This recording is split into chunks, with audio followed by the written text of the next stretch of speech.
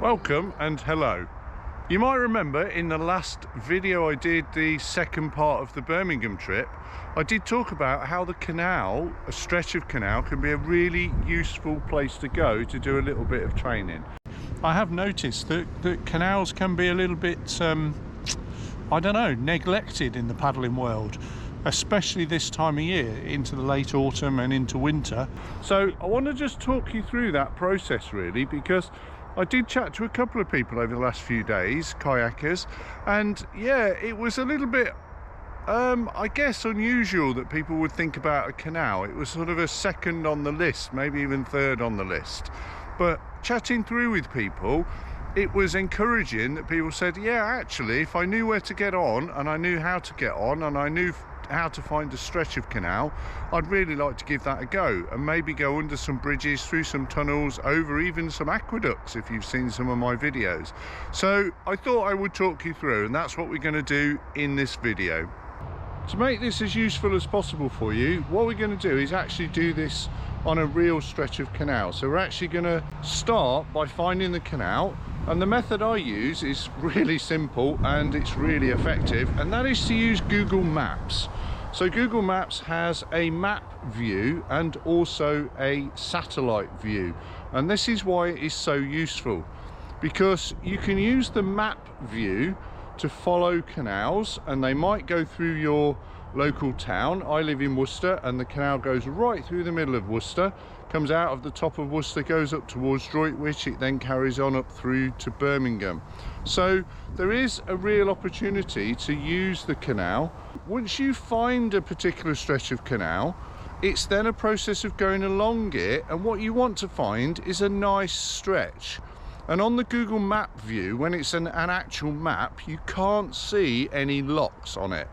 You might see a slight sort of bridge or something going over the canal, but you can't see a lock. So it's important that you then switch to the satellite view. We need to identify if it has any locks on it, because obviously you don't want stretches with locks in it, because you're going to be getting out every so often to go around the lock. And portaging, yeah, if you're doing a trip, portaging might be okay, but if you're doing some training and you just want to put in some paddle strokes, you really don't want to be getting out every so often to go around locks, especially if you're paddling on your own. If we can find a stretch of canal, and I've identified some on the screen here, you can see on the map, and we are then going to switch to the satellite view so we can see it a little bit clearly, and we are going to then be able to see whether there are any locks. And if you can see in the picture here, there's a lock. That's fine, but we're then going to scroll along the canal and just work our way up the canal until we get to a point where we can find another lock. Hopefully there won't be any, but if there are, we've then got a distance of the canal that we can then travel successfully. And once we've got that, we can then go to perhaps Street View and start to have a look close by to see if there's anywhere to park. So some canals will go adjacent to a road, but there won't be anywhere to park. So that is obviously a bit of a hassle, because you don't want to be traipsing your kayak down to a canal. It's much better if you can be as close as possible, so you can get out of your car and then basically get into the canal, get onto the canal and get paddling. We've then got to think about things like access. How do we get access to the canal? Is it a steep slope down to the canal? Is it steps? Is it just level with the road and we can get straight onto the canal? And that's what I'm doing today. I've actually come out and I'm looking at a stretch of canal that I'm going to paddle over the next few days. So I've had a look, and the access to it is fairly good. The parking is reasonable. There's a lay-by, there's a few cars in it at the moment. That's because it's a Sunday afternoon, and I think there are people just using the canal. There's a couple of paddleboarders and there's a few kayakers from our local Worcester Canoe Club, and they are paddling on here. Once you've identified that you've got access to the canal, then it's how easy is it to get in.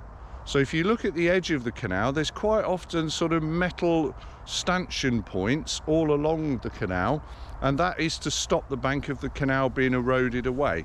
But that gives a very sharp edge on which you've got to get your kayak over and in. So perhaps seal launching is not the thing you can do here.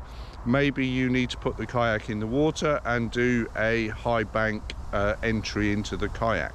Once we're actually on the water, obviously we've got to look out for other craft that are on the water, but also other hazards that might be on the water. So as I've walked this bit, I've noticed that there's a tree down sticking out into the canal, which is a little bit unusual. You don't normally see that on canals, perhaps more so on rivers. Other craft on the canal, obviously we have to look out for those.